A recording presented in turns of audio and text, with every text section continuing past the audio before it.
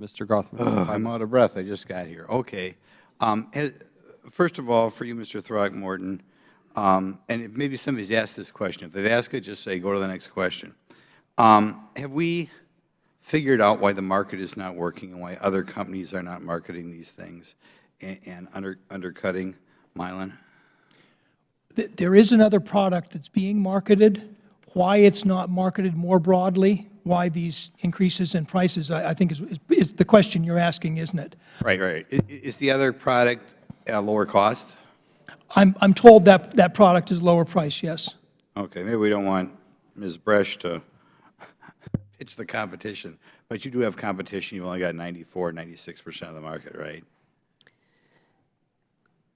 That's our current market share, but there's been products in and out of this marketplace over the years. So, and as Are there products in the marketplace today?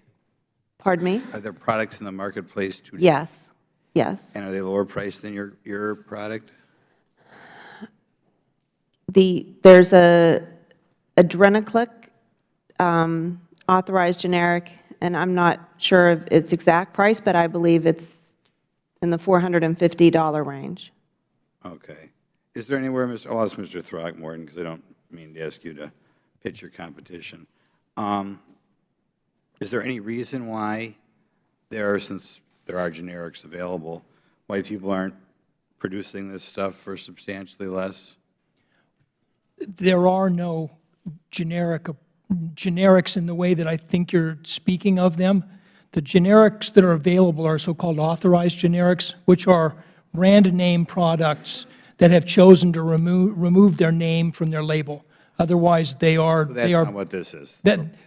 Our interest, I would say the broader interest that we have is in encouraging real competition, which means multiple manufacturers creating many different versions of epinephrine autoinjectors, including true generics approved under the abbreviated new drug application. The so-called competition for EpiPen, you would really argue is not as good or is not the same thing. If you were looking just simply at the numbers of manufacturers in the area, there are 2 manufacturers currently making epinephrine autoinjectors for prescription in the U.S. There's a third product that's approved that was voluntarily withdrawn last fall because of some manufacturing issues.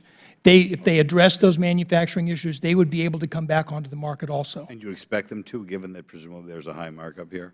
We are offering any assistance that we can to them to do exactly that. Now my next question for Ms. Bresch, kind of a more difficult question, and I'm not suggesting any governmental problem, but I read a book a little while ago by Charles Murray. I don't know if you're familiar with him, famous author. He talked about the moral decline of America. And a lot of that moral decline, he focused on what I'll call the underclass and a lifestyle that is not something that many people in my age group had when we were growing up. But he focused a little bit on the upper class. And one of the things he focused on, which I think maybe collectively isn't a huge amount of money, maybe it adds, you know, a penny to each prescription of drugs you have, but I think it's bad for the fabric of society. Now, I realize it's legal, and I'm not just targeting you because it's common across the board. It came up earlier that, you know, you're making whatever, $19 or $20 million a year, and that's fine. Maybe that's a half cent out of every prescription you guys make.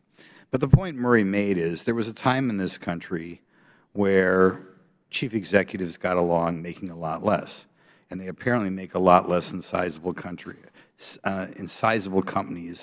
around the globe. And I think the point he made was this is a sign of greed, and while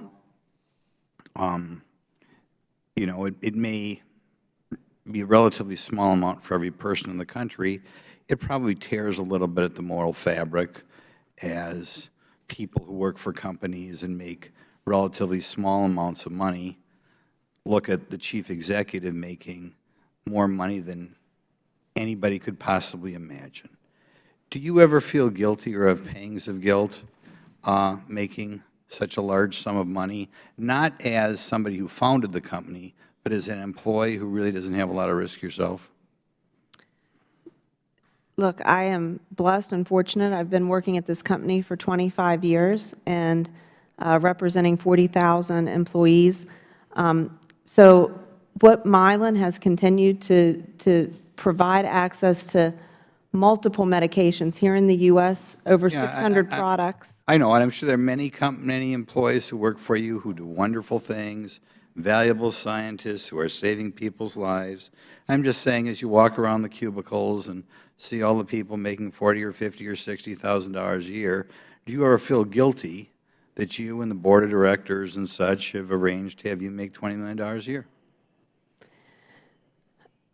I love that Mylan is trying to make a difference every day in what we do and how much product and how much access we are bringing, and the savings to this country alone, which over the last decade have been $180 billion. Probably more the scientists who work for than you, but you understand what I'm saying. Maybe you don't understand. And maybe you're very good and maybe you're worth it. I think one of the things that frustrates a lot of Americans is there are a lot of people who even run their companies into the ground and make tens of millions of dollars. But I'm just going to ask you to comment again. Do you think it's good for the moral fabric of society and the idea that we want people to believe in the free economy system when in a business some people make $20 million a year? I think to your point, the free market system and being a well-run company and delivering great shareholder value is part of that free market system. I'm sure they're getting good value. You see what I'm saying? Maybe you don't understand what I'm saying. There are a lot of people out there. We're going to election season here. There are a lot of people out there who think the system is in part broke, and in part it's broke because they're working their butt off and doing very valuable things, and maybe they're even told to take cuts in pay, and they see a chief executive making a huge amount of money, way more proportionately than even adjusting for inflation, than chief executives made 50 years ago, and as I understand it, more than they make in other Western countries. And I think it grates at some people. I think it causes distrust in our system. I'm not suggesting we take away your freedom to make that amount of money. I'm just saying in all walks of life there are people who have the capability of making more and voluntarily say, I don't need that amount of money. And I just wondered if you had any comments on the system that we have in America where so many chief executives, not just you, seem to be making far more money than I think anybody would even know what to do with. And that's my only question.